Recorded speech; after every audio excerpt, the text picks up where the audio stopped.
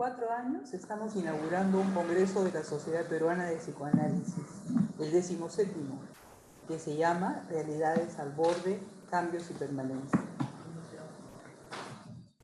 El anterior tuvo que ser cancelado debido a la pandemia, lo que fue una gran frustración y pena. Es por eso que es hoy con gran alegría que nos encontramos esta noche. Para esta mesa plenaria les estamos dando la bienvenida desde la Casa de la Sociedad Peruana de Psicoanálisis, nuestra casa, a la que estamos volviendo después de tanto tiempo.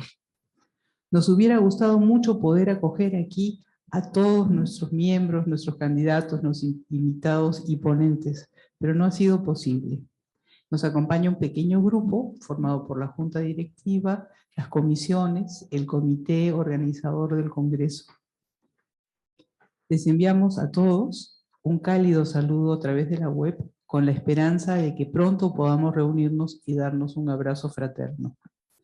Nuestra vicepresidenta, Graciela Cardó, que tiene la responsabilidad de organizar y presidir el Congreso, empezó a soñarlo hace casi 2 años. Soñar se dice fácil, porque en realidad estábamos en medio de lo que parecía una pesadilla en la que la angustia y la incertidumbre nos abrumaban a todos. He comenzado y recomenzado este saludo decenas de veces, pensando usar como punto de partida los acontecimientos más recientes del momento. Sin embargo, cada día nos traía nuevos hechos que parecían empujarnos más y más hacia un borde desconocido. Y en cambio, cuando nos sentíamos que estábamos a punto de caer al abismo, resultaba que había siempre un más allá. El borde se extendía y seguimos en una sensación de estar permanentemente en una realidad cambiante que nunca termina de estabilizarse ni de resolverse. El congreso que Chela y su equipo con Tere Ciudad han organizado con tanta dedicación vendrá a ser un momento para detenernos a reflexionar sobre todos estos fenómenos desde distintos puntos de vista, intercambiando ideas y líneas de pensamiento, tratando de encontrar respuestas, pero sobre todo de abrir más y más preguntas. Esta noche, la conferencia magistral inaugural estará a cargo de nuestro querido Max Hernández, una figura protagónica no solo del psicoanálisis peruano, sino de la vida nacional en múltiples espacios, a los que suele llevar su capacidad de escucha, su lucidez y su terca apuesta por construir una sociedad mejor. Él ha dado a su ponencia el decidor título de "A tientas, sin espacios ni límites precisos".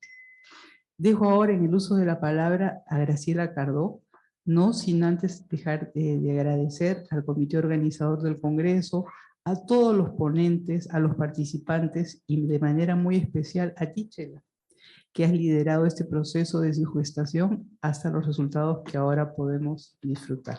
Gracias. Gracias, Pilar. Gracias a cada uno de ustedes que ha podido venir y nos está acompañando en persona. Eso es algo valioso siempre y más aún en estos tiempos. Gracias a todas las personas que nos están acompañando probablemente desde sus casas, ¿no? A través de la plataforma de Zoom. Y bueno, y por fin llegamos a la inauguración oficial, porque empezamos al mediodía, del 17º Congreso de la Sociedad Peruana de Psicoanálisis, Realidades al Borde, Cambios y Permanencias. He preparado algunas palabritas para compartir con ustedes. En los últimos años, pandemias, endemias, guerras, crisis políticas, corrupciones criminales, iluminaron una vez más oscuridades humanas. Fachadas de bienestar, producto de lo que llamábamos progresos científicos y económicos, se desmantelaron rápidamente. Las redes sociales y las noticias boca a boca nos quitaban vendajes a la vez que inventaban otros. Podríamos imaginar a un Saramago repitiéndonos: creo que no nos quedamos ciegos, creo que estamos ciegos, ciegos que ven. Sin el ánimo de generalizar, muchas empezamos a ver, ya lo decía Platón, con desconcierto y con una dolorosa incredulidad.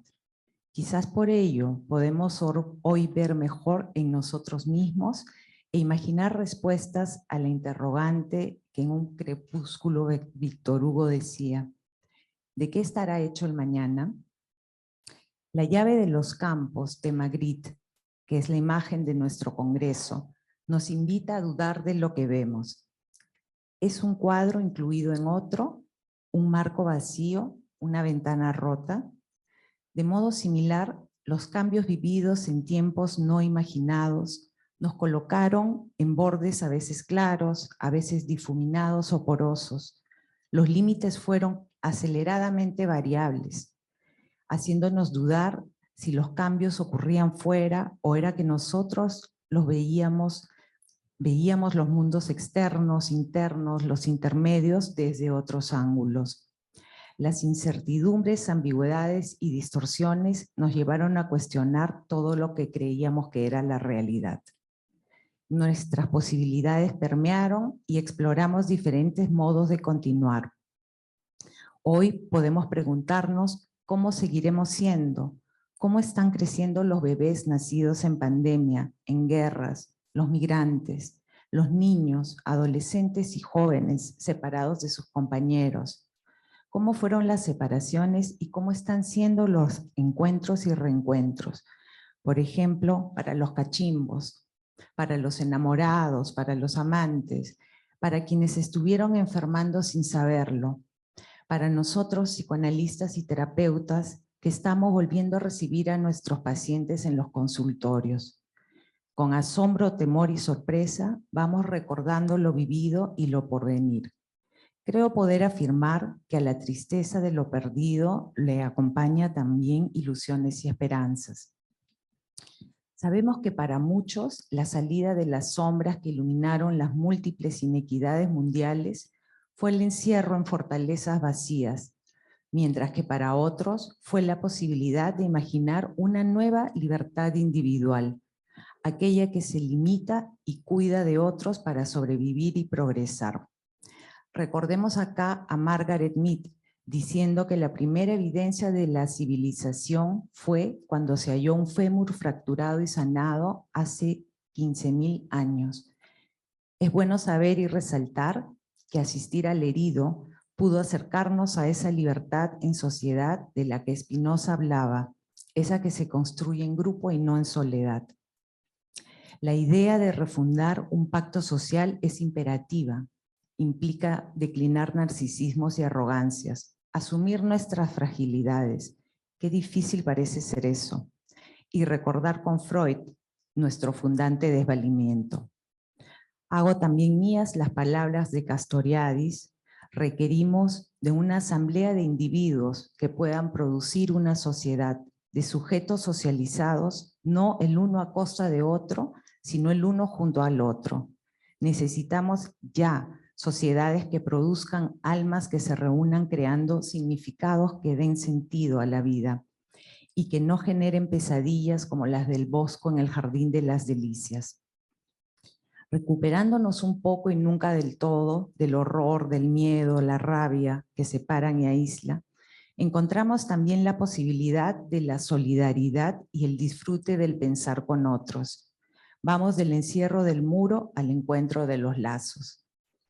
A través del diálogo que nos congrega estos 3 días, esperamos encontrar algunas respuestas y sobre todo escucharnos y generar más cuestionamientos. Compartiremos nuestras búsquedas de sentido y dudaremos de sus hallazgos para seguir andando juntos, aprendiendo y asimilando. Somos conscientes del reto que todo lo planteado significa, más aún dado que lo contemporáneo exige que pensemos sobre lo que no acaba de terminar. Pérdidas que nos exigen duelos creativos, inventar más allá de lo conocido, generar nuevos dispositivos y potenciar los antiguos, para así poder acoger angustias emergentes, reconociendo los cambios y las permanencias. Lo contemporáneo demanda elegir herencias, aceptar en paradojas, coexistir y quizás hacer algún elogio del olvido, como plantea Reif. Por todo ello, la Sociedad Peruana de Psicoanálisis propone recordar futuros a la luz del pasado, inundarnos por lo plural, lo diferente y lo incierto, vivir juntos la ambigüedad y la ambivalencia, experimentar plenamente realidades al borde y vislumbrar sus cambios y permanencias, reconociendo, como escribía Javier Cercas en Soldados de Salamina, que aunque la historia la escriben los vencedores y la gente cuenta leyendas y los literatos fantasean, ni siquiera la muerte es segura. Esto no se acaba nunca. Este congreso, yo pienso que empezó hace 4 años en realidad. Tenía otro nombre, otro comité, otra presidenta. Trabajamos duro esos 2 años con el liderazgo de Pilar. Y ocurrió lo inesperado, una pandemia. Nos forzó a esperar y continuar transformándolo todo. Realmente nunca imaginamos que el título elegido calzaría tan adecuadamente en estos momentos.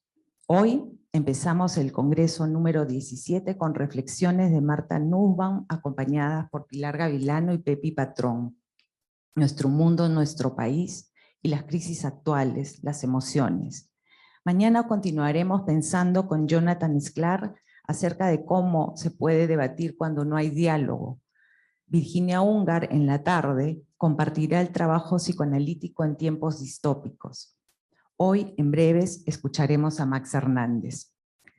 Dejaremos como en el mito de Pandora la esperanza para el final, con la última mesa del domingo.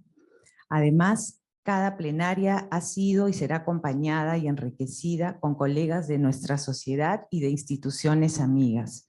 11 mesas con un total de 24 trabajos de colegas peruanos y de Latinoamérica, bueno, y de Inglaterra y de Norteamérica también. Y como esto no se acaba nunca, este domingo continuaremos con la muestra número 14 de Cine y Psicoanálisis, Lo Inquietante, Encuadres y Perspectivas, organizadas por Ilse Reder. Seguiremos estimulando la reflexión y el cuestionamiento, esta vez de la mano del séptimo arte. Gracias. Y continuará cuando podamos disfrutar de la lectura de la revista número 27 de la Sociedad Peruana de Psicoanálisis bajo la dirección de Johanna Mendoza.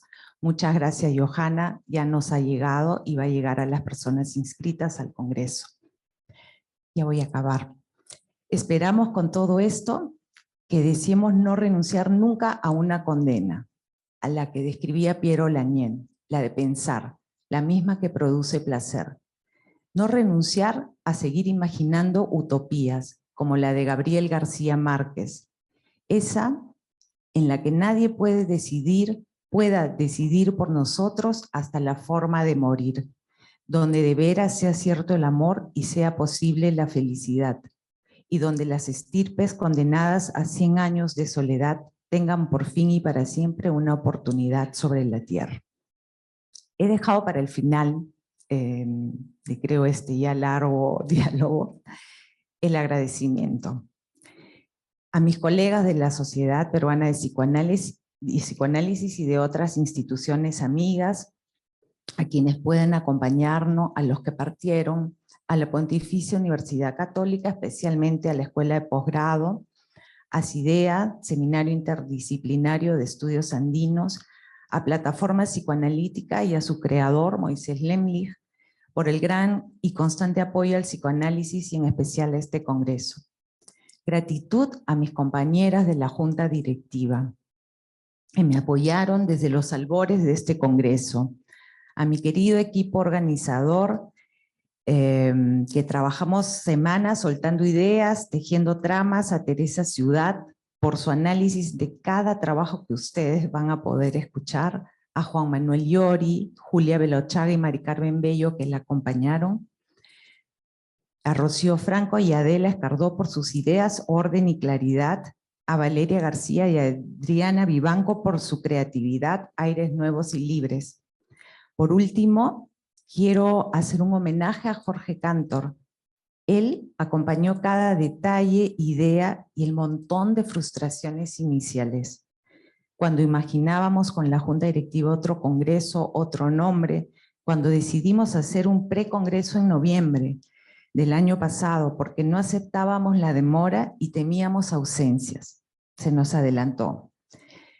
pero sus ideas, empuje, apoyo y creatividad, la del equipo y la de la junta directiva, es lo que compartimos con ustedes, bordeando realidades, redescubriendo lo que cambia y lo que queda. Y ahora sí, los dejo con el momento esperado todo el día con Max Hernández. Igual tengo que presentarte, Max, porque casi todos te conocemos, pero de todas maneras, te tengo que presentar. Muy breve. Ya. Max es secretario ejecutivo del Acuerdo Nacional. Ha sido vicepresidente de la Asociación Psicoanalítica Internacional y presidente de la Sociedad Peruana de Psicoanálisis, de la que es miembro fundador. Ha sido distinguido por el Estado peruano con la Orden del Sol del Perú en el grado de gran oficial y también con las palmas magisteriales con el grado de amauta, así como por la Corona Española con la Orden de Isabel la Católica en el grado de comendador. Ha recibido también el Premio Internacional de Psicoanálisis Mary Sigourney y la Medalla al Mérito Extraordinario del Colegio Médico del Perú, entre otros reconocimientos. Bueno, se acaba de reimprimir su libro Memoria del Bien Perdido hace poco, y bueno, tiene muchísima producción en revistas que todos podemos leer. Y ahora sí, Max, te toca. Gracias. Bueno, quiero agradecer a Pilar Gavilano, presidenta de nuestra sociedad, a Chela Cardó. ¿No está funcionando esto? A ver, ¿ahora? Sí, sí. Sí, estaba diciendo que agradecía a Pilar Gavilano, a Chela Cardó, presidenta del comité organizador, y a los miembros del comité organizador. Me he quedado con la frase final de Chela. Dijo que hablaba de el bien perdido hace poco. Yo creo que es, en mi caso, hace bastante tiempo, pero en fin. Dedico esto a la memoria de dos amigos queridos, Andreas Yanaculas y Jorge Canto. Y esta presentación tiene tres partes. La primera es un ejercicio cartográfico. La segunda es la presentación de dos personajes. Y la tercera, pues, es un andar a tientas. Empiezo con el ejercicio cartográfico. El psicoanálisis surgió de las ideas que dieron forma a la modernidad, pero al mismo tiempo las subvirtió. En la Viena del fin de siglo, el doctor Sigmund Freud exploraba, asistido por los instrumentos que le ofrecía la ciencia de su época, un ámbito situado tras la fachada de la sintomatología histérica y bajo la superficie onírica. Un continente vasto y profundo al que la conciencia no tiene acceso. Entonces, el factor característico de la histeria era la disposición a la conversión que desvía grandes magnitudes de excitación a la inervación somática. Por su lado, las fobias y las obsesiones eran condiciones en las cuales los afectos no se desviaban hacia las vías motoras para expresarse a toda orquesta, ni se enmascaraban tras una indiferencia tan bella como teatral. En estos casos, el rechazo de una representación sexual intolerable quedaba confinado a la esfera de lo psíquico, pero apartada de toda asociación en la conciencia, en la cual, en este lugar apartado de la conciencia, adquiría una apariencia más tolerable y se enlazaba a una representación aceptable. Dado que no era posible demostrar estos procesos por medio de un análisis clínico psicológico, solo era posible suponer su ocurrencia.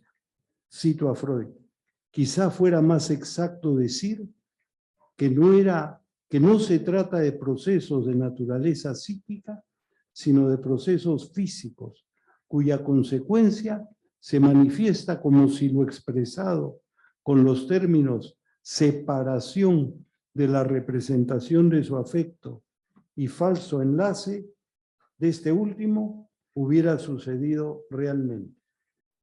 Tanto la concepción de la ciencia vigente en el siglo XIX como el conflicto binario que subyacía a los síntomas, voy a tener que levantarlo porque es entre que me vean y yo ver el texto, así que prefiero yo ver el texto. Como el conflicto binario que subyacía a los síntomas, influyeron en la manera en que Freud entendió esta realidad que pronto denominaría lo inconsciente y las leyes que regían su funcionamiento. La pugna entre la represión y el retorno de lo reprimido, fuerzas en conflicto, en las que cada una solo se puede definir en función de su contraria, da por resultado una representación de compromiso entre ideas antagónicas que se excluyen a la vez que se sostienen entre sí. Lo que gana uno, la pierde la otra.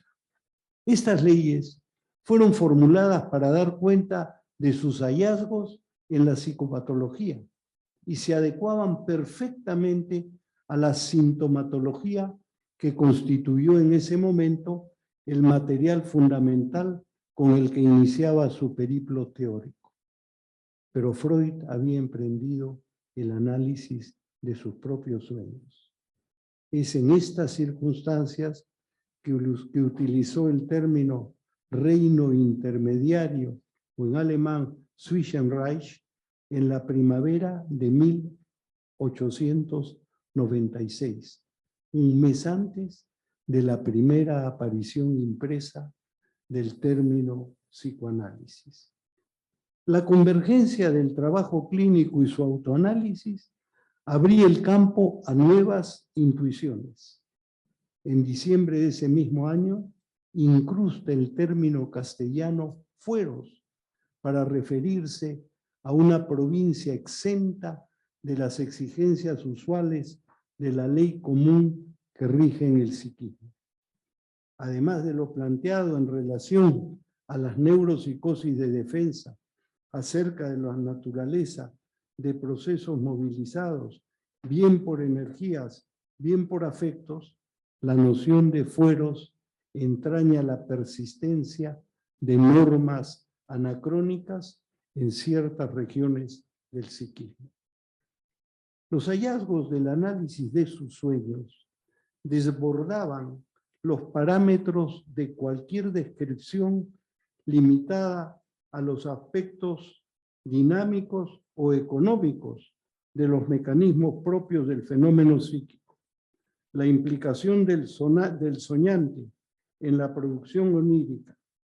Él dice, el sueño, y en el sueño figura cierto estado de cosas tal como yo desearía que fuese. Esto hacía necesario incluir el sujeto en la teorización del proceso del soñar y de su producto, el sueño. Los trazos de la historia personal y la experiencia subjetiva del soñante en la producción del sueño revelaban, como se ha de ver, un asunto de capital importancia. La elaboración teórica de los hallazgos freudianos dio lugar a la formulación de un concepto fundamental, el o lo inconsciente, lo que permitió un extraordinario avance en la comprensión de las estructuras del psiquismo. Como sabemos, las huellas némicas, las representaciones cosa, las representaciones palabra, la condensación, el desplazamiento, la capacidad de figurabilidad, el proceso primario y el secundario, interalia, son parte tanto de la elaboración onírica como de la formación de síntomas. Pero, y hay un gran pero, la puesta en escena onírica muestra una enredada sintaxis de imágenes, personajes, acciones, emociones y palabras.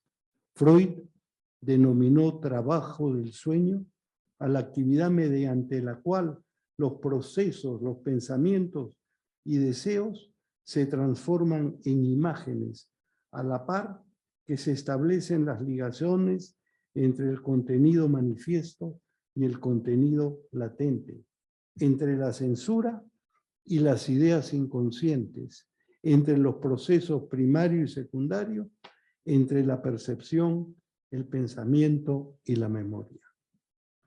Una extraña transformación señalada por Strachey permitió a Freud desarrollar lo que estaba en germen en los textos previos a 1900.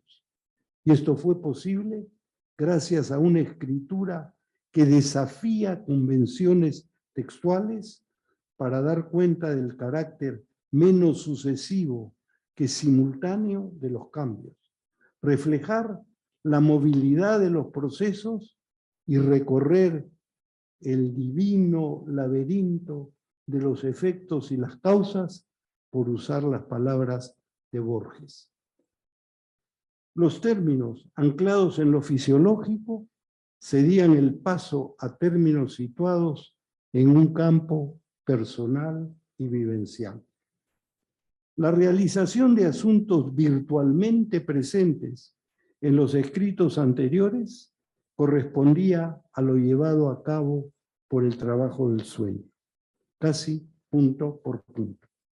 La interpretación de los sueños abría la vía regia a la comprensión de lo que ocurre en un topos ajeno al tiempo y a la contradicción, y permitía atisbar el tránsito que va de los procesos neurofisiológicos al psiquismo y de este a la actividad mental.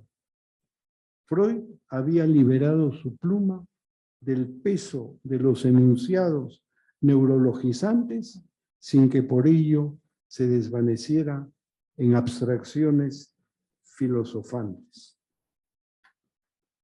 La necesidad de proyectar un aparato psíquico para la regulación de la atención instintiva había llevado a Freud a delinear la estructura de la mente desde la perspectiva de su organización.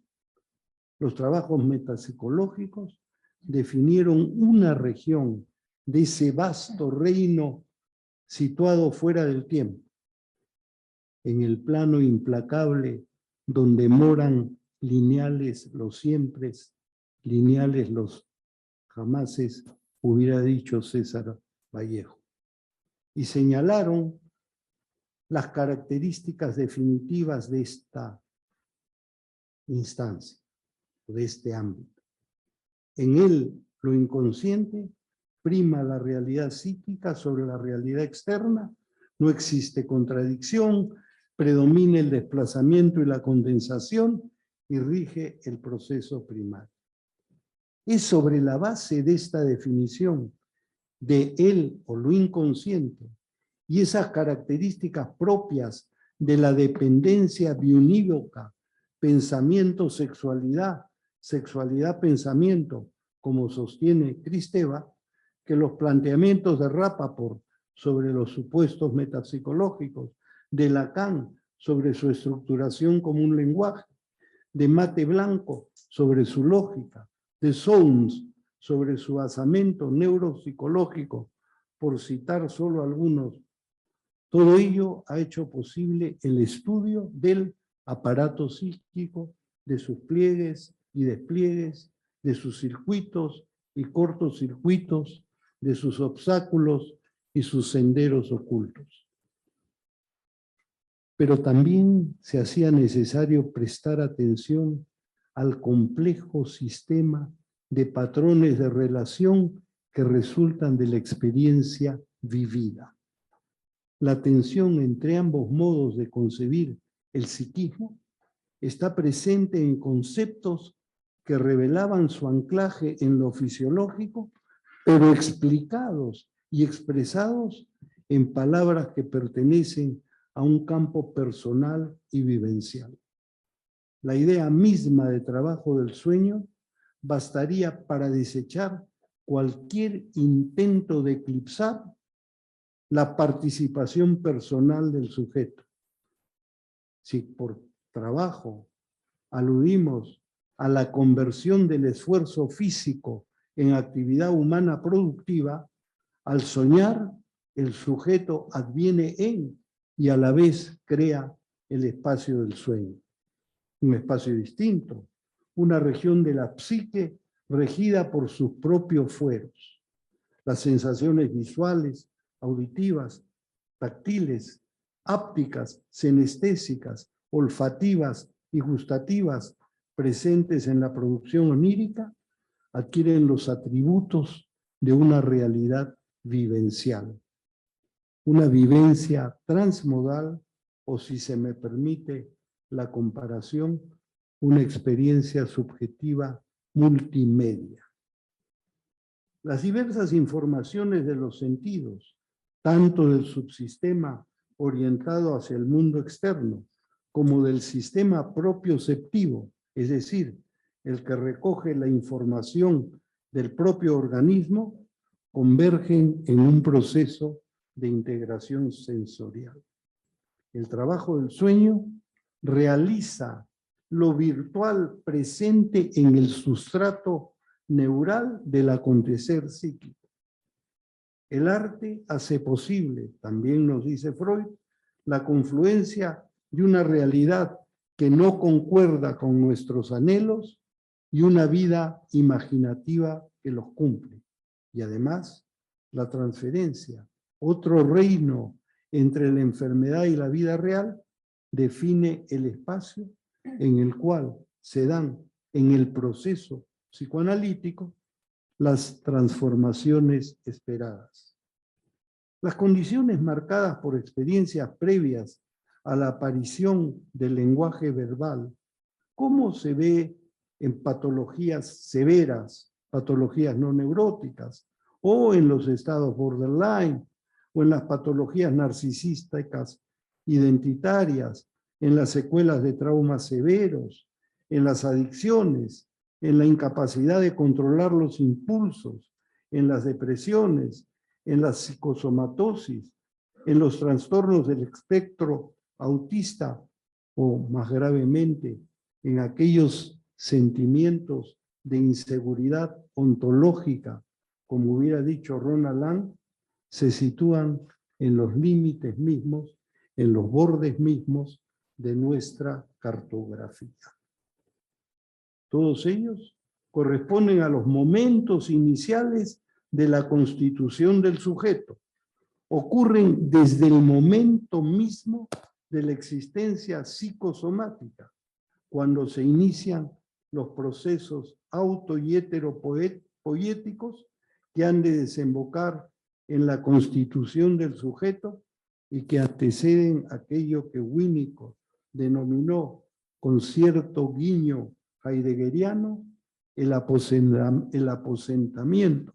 En inglés usó la expresión indwelling de la psique en el soma, aposentamiento necesario para que exista una relación cercana y fluida entre la psique, el cuerpo y las funciones corporales. Analizar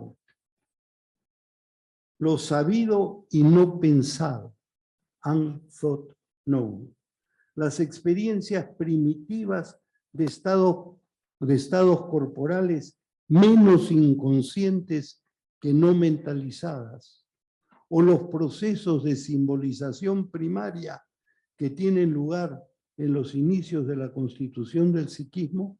Estoy citando las palabras de tres personas de tres universos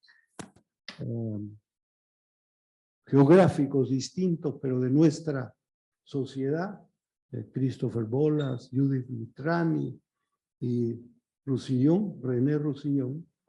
Todo esto, digo, entender todo esto requiere en el análisis crear un espacio potencial en el que se desarrolle la capacidad de simbolizar, que haga posible la transformación de las tempranas impresiones sensoriales registradas en las huellas némicas en representaciones, esto es, en expresiones psíquicas de fenómenos biológicos, conditio sine qua non para que sean pasibles de ser interpretadas. Es en este espacio, apenas cartografiado, donde se construye el psiquismo y adviene el sujeto. Ambos eventos estarían presididos por conjunciones de fuerzas que se concretarían en protoorganizaciones a partir de las cuales cobraría forma el psiquismo y tendría lugar el advenimiento de un sujeto primordial psicosomático que aún no se distingue del otro. Pulsiones, sensaciones, afectos, experiencias de satisfacción y frustración, representaciones cosa, representaciones palabra, esbozos de pensamiento propios todos de los inicios de la vida humana, anteceden a la constitución de un aparato psíquico estructurado y al advenimiento del sujeto. Antes de terminar este ejercicio cartográfico, es importante recordar que entre la mente y el cuerpo, entre la psique y el soma, en esa vasta dimensión que está más allá o más acá de la conciencia, entre la res cogitans y la res extensa propuesta por René Descartes, aquel pionero de la Ilustración, Freud postuló la existencia de una res virtualis, ámbito que apenas intuimos. Vale la pena subrayarlo en estos momentos en que el desarrollo tecnológico del universo virtual nos permite esta forma de relación que estamos teniendo. Segunda parte de esta presentación. Edipo y la Esfinge, dos personajes. Son dos personajes de la antigua Grecia que habrían de desempeñar roles protagónicos en un drama que acaecía en aquella porción ignota de la psique. Uno, como legislador, como juez o como víctima, Edipo. En el mito original, que pertenecía a la esfera de los ritos arcaicos, Edipo consumaba su gesta en la inmediatez de la acción, en el acto, y no mediante la palabra y el ingenio como el Edipo de Sófocles, medida de la excelencia trágica según Aristóteles.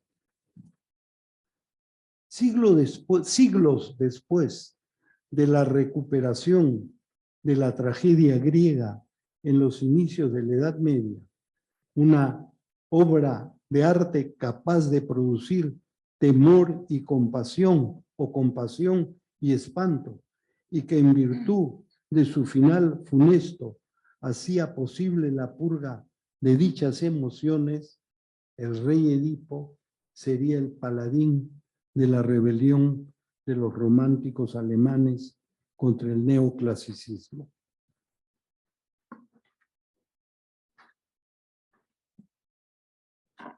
Al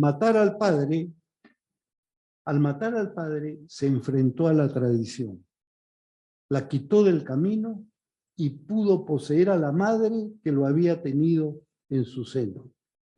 Con tales atributos, podía ser el héroe absoluto de la modernidad europea, que apartaba todo el pasado de su camino y se transformaba en un paradigma de la sabiduría apolínea y el inspirador de la obsesión con la conciencia de sí que despuntaba en la época.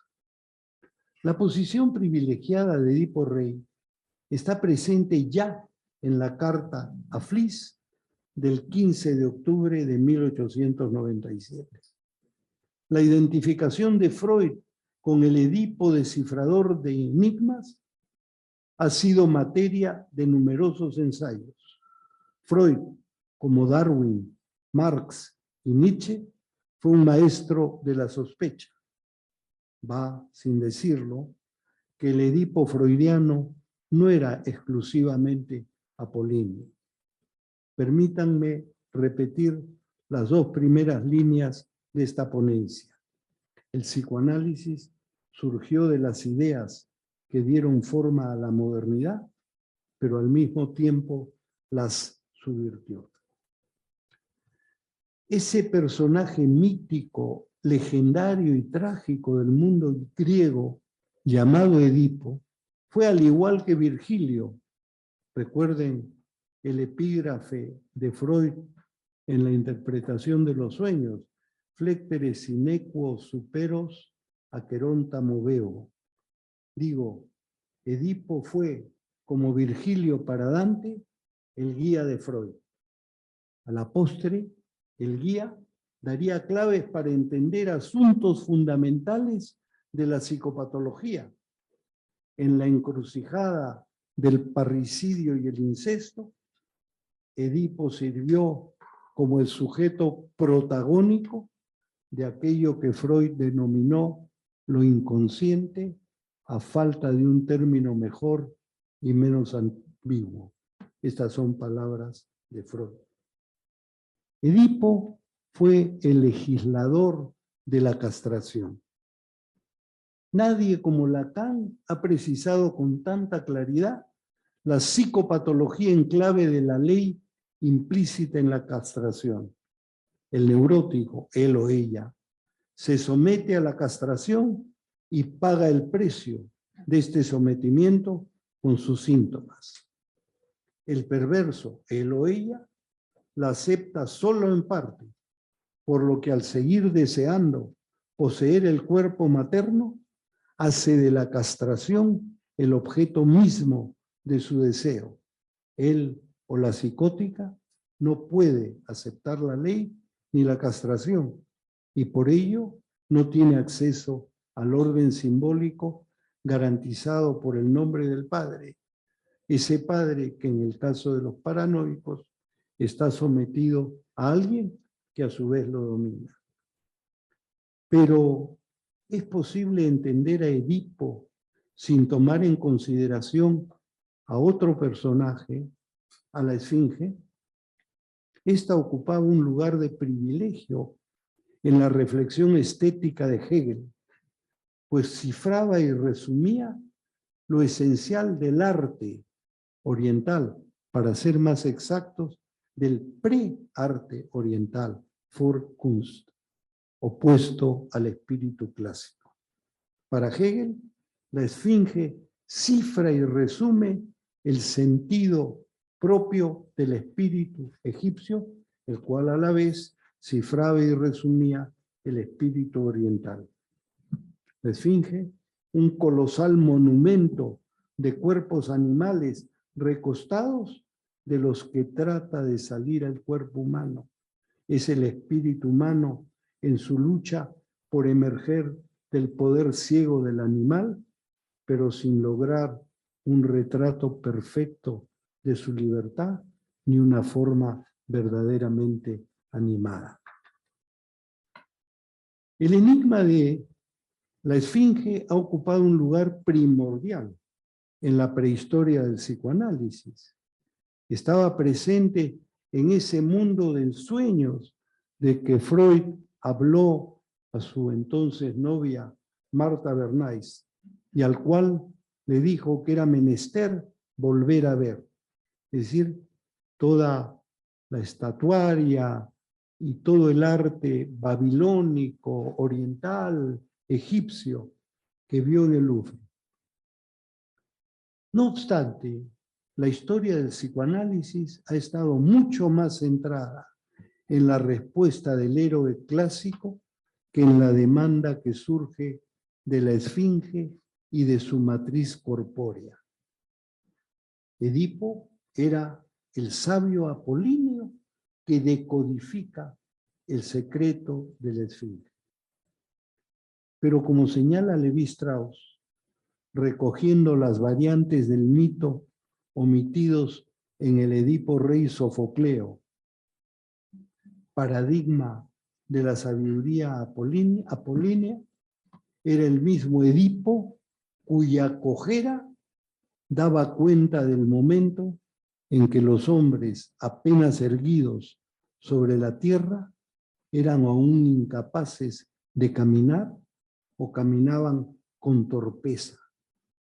El mismo Edipo que al responder con la palabra hombre al enigma de la esfinge que permanecía pegada en la tierra, estaba también aludiendo, dice Levi-Strauss, a los momentos iniciales de la hominización, a la transición imperfecta del ser humano a la bipedestación, y se podría añadir, anticipaba la dependencia cada vez mayor de los seres humanos en los instrumentos de su propia creación, el bastón. Recordemos nuevamente, el psicoanálisis surgió de las ideas que dieron forma a la modernidad, pero al mismo tiempo las subvirtió. Edipo, el héroe de la modernidad ilustrada, tenía facetas en las que aparecían excesos y destellos dionisíacos que alteraban sus rasgos apolíneos. Atrapado entre el odio al padre, la necesidad de actuar en su nombre, el deseo por la madre y la culpa, imprimió una huella despótica, fálica y logocéntrica en su reinado. Su aparición, por supuesto, correspondía a una fecha particular de entender la estructura y la legislación de lo inconsciente.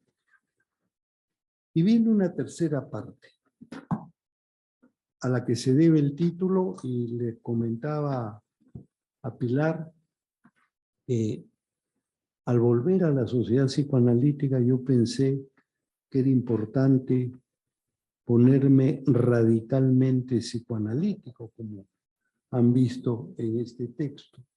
Pero me di cuenta que no correspondía para nada al título de este congreso. Pero en esa circunstancia dije, bueno, pero si tengo una cartografía, tengo el guión de 2 personajes, pero en el consultorio uno camina a tientas, ¿no es cierto? Camina a tientas y no sabe los límites precisos. Entonces, hasta aquí yo me he amparado, me he guarnecido, me he blindado tras un texto escrito.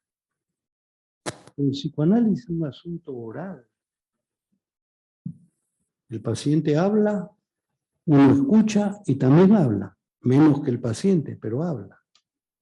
Hace muy poco vino acá a Lima una profesora del Instituto Cervantes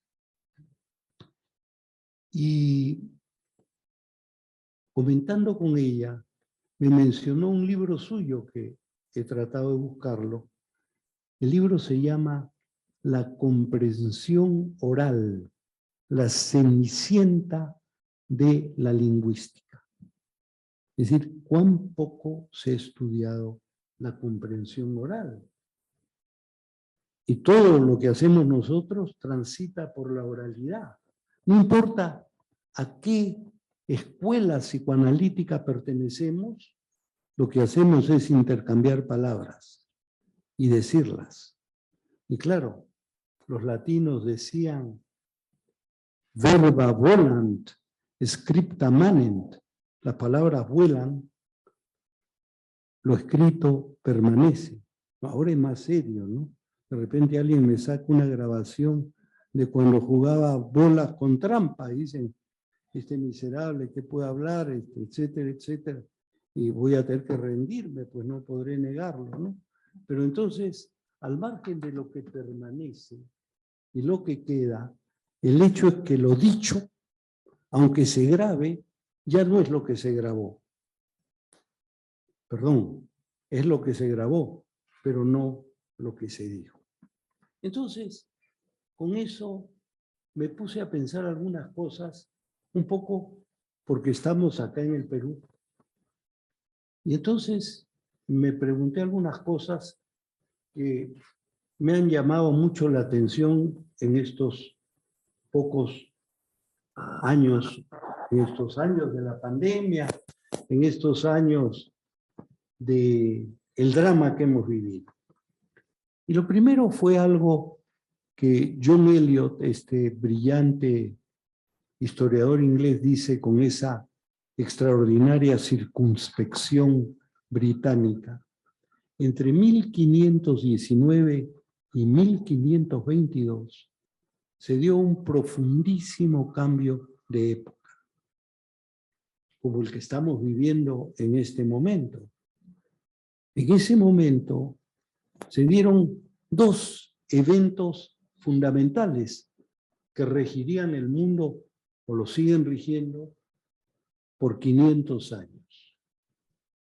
La conquista de México, que inauguró el imperialismo europeo transatlántico, y la vuelta al mundo de la nave Victoria, comandada primero por Magallanes y luego por Elcano, que puso en marcha otro gran evento, la globalización.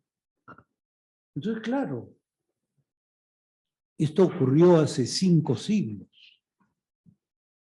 Pero en esos 5 siglos pasaron varias cosas. Hubo una revolución cultural, una revolución industrial, una revolución filosófica y una cosa muy importante para los espacios de los que hablamos. El cosmos, que desde la antigüedad permanecía cerrado, firme, jerárquico, se expandió de manera increíble. Adquirió la fuerza expansiva intelectualmente del Big Bang. Y el mundo dejó de ser un espacio conocido y se transformó más bien en un universo infinito. Y hoy día, decía que estamos en un cambio de época, las transformaciones que hemos visto, aceleradísimas, y no voy a citar todas ellas, voy a citar 2 o 3 que nos afectan directamente a nuestra actividad clínica. Las transformaciones en la intimidad de las que habló Anthony Giddens. Las transformaciones en intimidad que han producido un cambio radical en las relaciones entre los géneros y han dinamitado las funciones tradicionalmente adscritas a cada uno de los géneros. La segunda gran revolución que creo que nos ha afectado es el profundo descrédito de todo paradigma intelectual y de toda jerarquía. Entonces, nosotros que creemos, que aceptamos, digo creemos porque uno no sabe ya si puede decir sé o simplemente creo en los planteamientos freudianos, pero es una época en que cualquier formulación es puesta absolutamente en tela de juicio. Y la tercera es que estamos sometidos a aluviones incesantes de información contradictoria que no nos permite ningún conocimiento certero, porque puede ser cuestionado por un dato que va a venir después y que no sabemos cuán válido y certero sea. Dicho esto, entonces, ¿cómo podríamos pensar cuánto de nuestros textos fundacionales, con todas las mejoras que han tenido a lo largo de estos años, va a permanecer incólume? ¿O en qué medida van a ser ferozmente sacudidos? Vamos a seguir pensando como ha sido teorizado en la obra freudiana en estas circunstancias actuales. Yo creo que sí, pero que yo crea que sí no quiere decir que esto tenga algún valor. Pero lo que quería decir, y por eso he hablado de Edipo y la Esfinge, yo decía, si nosotros pensamos que a veces actuamos como Edipo frente al paciente o la paciente que sería la Esfinge, pero un Edipo maltrecho, cojo y muy pronto ciego, consiguió algo cuando la Esfinge se tiró al abismo, arrastrando con ella las demandas que la corporeidad y la corporalidad le estaba planteando a Edipo. Edipo le estaba planteando cuál es el animal. Y esta Esfinge, pegada a la tierra, le preguntaba esto a ese otro animal que en aquel momento andaba en dos piernas, sin embargo, tambaleante, renqueante, cojo, y por lo tanto en un equilibrio imperfecto, pese a la soberbia de su andar erguido. Y entonces la pregunta es, ¿cuánto de la demanda de la Esfinge nos interpela y no solo nos pregunta? Y cuando digo nos interpela, es que nos está convocando a que nosotros pensemos cuánto de esfinge, cuánto de corpóreo, cuánto hay de poco estable, cuánto hay de vanidoso en nuestro supuesto saber. Entonces, creo que lo único que hacemos es andar a tientas, y en este andar a tientas, yo diría, tendríamos que tener un poquito de piedad para la Esfinge y no dejar que se tire al abismo, porque arrastraría con ella demandas que aún no hemos resuelto, preguntas que nos siguen acuciando. Yo había dedicado esto a Jorge y a Andreas Yanaculas. Con Yanaculas trabajamos mucho tiempo juntos y leímos mucho a Winnicott. Y teníamos una fórmula que ya no recuerdo si era una fórmula nuestra, de él, mía, o de ninguno de los dos, y apareció, ¿no? Decíamos, al principio es necesario saber, uno tiene que saber qué es. Ojo, que es, que existe. Porque si no tiene una noción de qué es, se pierde en la más difusa irrealidad, ¿no es cierto? Pero después tiene que saber qué es, no qué es, sino qué es. Y después tiene que saber quién es. Y en ese proceso de primero saber qué es, y había mencionado a Ronald Lang, cuando Lang en El ser dividido nos planteaba esas patologías gravísimas que él llamó de inseguridad ontológica, es decir, esta gente que no sabe qué es, pero hay gente que sabe qué es, pero no sabe qué es, y otra gente que no sabe quién es.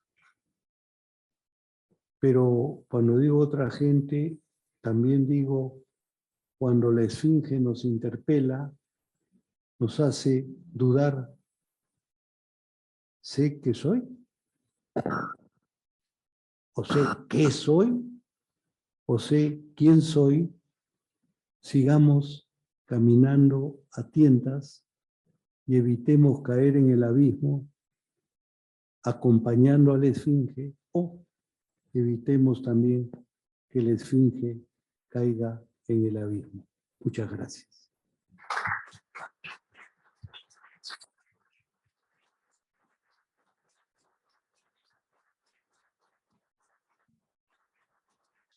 Gracias, Max. No sé si alguien tenga ganas de conversar con Max, hacer alguna intervención, alguna pregunta.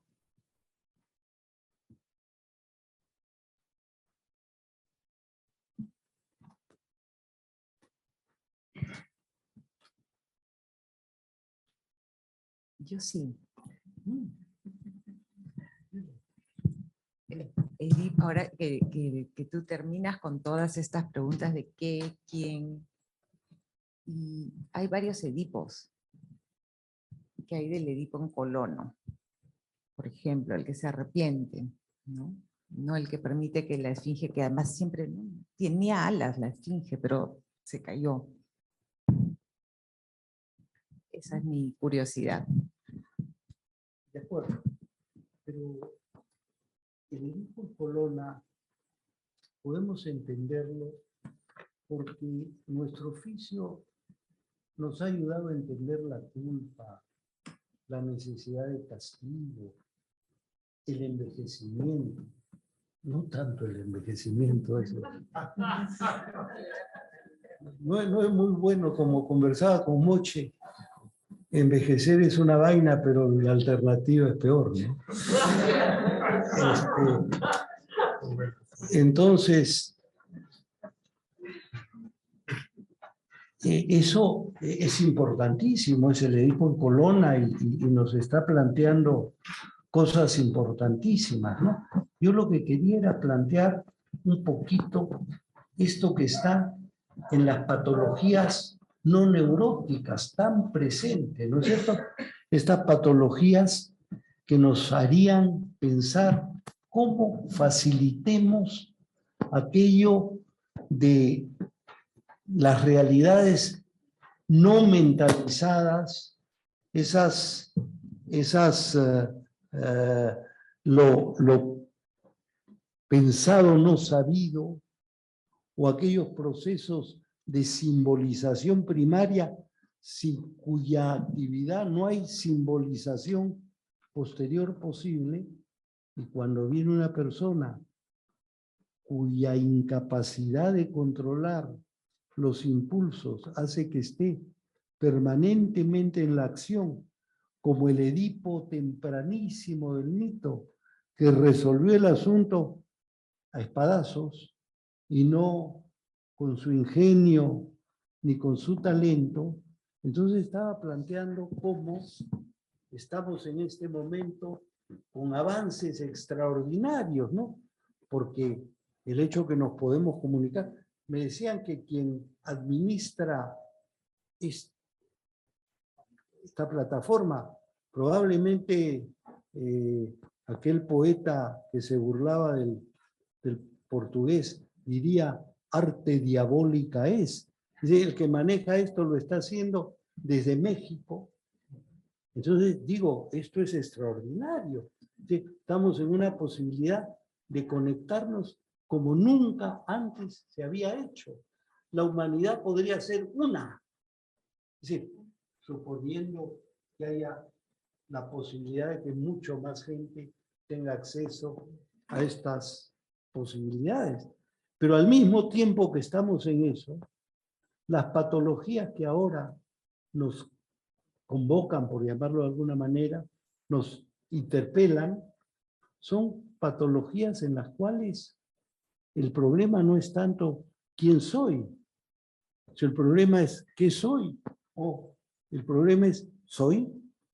Y entonces es esa convergencia, y creo que hay un tema muy grave. Manuel Escorza que era un gran poeta, y bueno, mejor no hablo del otro lado, decía, la única salvación que tenemos es reanimalizarnos, ¿no? Pero reanimalizarnos en el sentido de no olvidar porque somos también animales, ¿no? Entonces, era eso, Chela, ¿no? Entonces, no sé, esto ha sido también un poco de contorsiones que he hecho para que mi presentación calce con un tema que me dio ocasión de poner un título bien atractivo, déjate cosas, ¿no? Pero que me ponía en apuro, pues, porque como en la cartografía, los dos personajes, y entonces, ¿dónde está el abismo? ¿Dónde están los límites? ¿No? Un poquito eso, ¿no? Y disculpen que lo tome así un poquito, pero hay que poner un poco de humor, porque en estos momentos, mire, necesitamos el humor, ¿no? Porque se está perdiendo esto de una manera atroz. Hay tanta gente seria que nos quiere gobernar y todo, bueno, un poquito de humor sería bueno, ¿no? Eso quería decir. Bueno, nos quedamos entonces con la tarea de ejercer el humor. Bueno, Y bueno, con esto terminamos sí. nuestra transmisión. Creo que podemos ya cortar. Muchas gracias y hasta mañana a las 9:30 de la mañana nos encontramos nuevamente. Hasta luego.